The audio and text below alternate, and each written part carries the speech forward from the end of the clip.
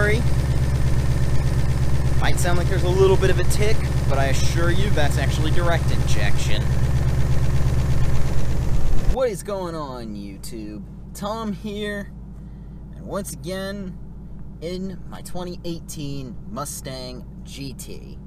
So for those of you who are new to this channel, yes, this is my 2018 Mustang GT Performance Pack.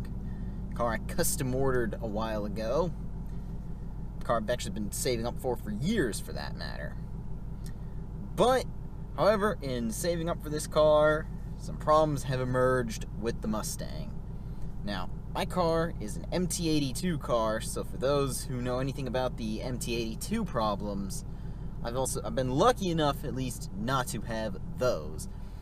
Mainly the shift forks breaking, but I have had some third gear grind issues, and a couple of times I've had lockout issues. Well, the next problem that's occurred, and luckily this hasn't happened to my car yet, I don't know, I say yet, hopefully it won't actually happen, is now these cars are experiencing a tick noise from the motor. Now, the big thing is, it's just like, it kicks people when it's down, because I've seen a few people where it happens when the car, like actually right after having the shift forks break, they'll have the piston slap issue. Now, Ford has come back and said it's most likely piston slap. And of course, that's also what people are kind of saying it is, based on research, which is kind of unfortunate because, you know, they spend all these millions of dollars developing these motors, and then come to find out they got the piston slap. It's kind of insulting. And unfortunately, the only real fix is either to replace the entire motor, or in some cases, I've seen just replacing the short block. It's just kind of infuriating. Now, for one, it's happened after the cars will have their first oil change. My car has not had an oil change yet. I've got a little bit under 3,200 miles on my car, so I'm hoping that's not going to be the case. I really hope I don't have that happen, but it's a possibility. It could happen. Never know. We'll have to definitely wait and see until after the first oil change, and of course keep a good ear on it, just because it is a direct injected motor. And that, of course, is what Ford originally came back and said to some people was, oh yeah, it's direct injected, it's gonna tick a little bit. Well, the problem is we're talking a tick that's more than just a little bit of like the soft, gentle tick that's the car does make. But that's what's kind of infuriating about it, is a lot of dealers have come back and said it's normal. And unfortunately, I can say this is all of y'all are not alone. You know, when I mentioned my third gear grind issue, a lot of dealers said the same thing. So it's kind of annoying that dealers would say that, but in many cases I've found that dealers are actually looking just to cover their ass.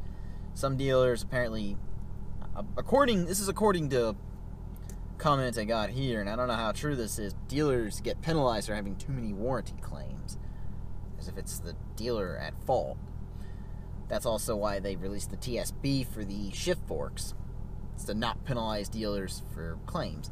Now, like the shift forks, the rumor going around currently is it is a bad batch of motors.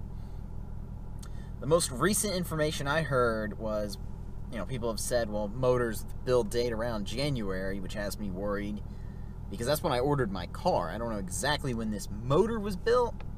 I don't have that motor build date, but I have the car's build date. The final build date of the car was around March. So if the motor was built in January, I hope mine doesn't fall within that bad batch. But as I've said, I haven't had this car long enough to need an oil change yet. I really hope my car is not affected, because that would be bad. I've been lucky enough to avoid the shift fork issue. Hopefully it really was just a bad batch and my car is outside that bad batch. But you honestly never know. So with any luck, I won't have this issue. But if it does happen, of course I'll take it in and get a warranty repair. Hopefully that won't happen though. And, of course, worst case scenario is I do have to get this car bought back under the lemon law complaint. I mean, that kind of sucks because I did custom order this car. This was sort of going to be my dream car, and it will be getting built over time. That's another one is I plan to build this car. I don't plan to leave it stock forever. So, it would be kind of a nuisance to discover that I've got these problems. But, unfortunately, that's what we can do. I know this has been a little bit of a shorter video. I'm not looking to make this into a real long discussion, but it is definitely a nuisance to have to worry about this problem. To have to think about, what might happen if I do have to basically get the motor replaced on my car. But anyway, let me know in the comments section below what you think about that. If anyone's had the motor tick issue, definitely reach out to me because I want to hear what led up to it. So if I know if there's something my car is going to do that's going to be sort of a factor that contributes to it, definitely let me know because I want to hear about any potential kind of indicators that this issue is a thing. If you like this video, go ahead and leave a thumbs up. You are stopping in for the first time, go ahead and subscribe. So I'm definitely planning some more mods soon, and I've got actually some content ideas coming that I'm definitely going to be talking about. Got another kind of sort of life vlog that's going to be coming later this week to talk about what's going on in my life, because I've got some important information that'll kind of dictate the direction this channel is going to go in just a little bit.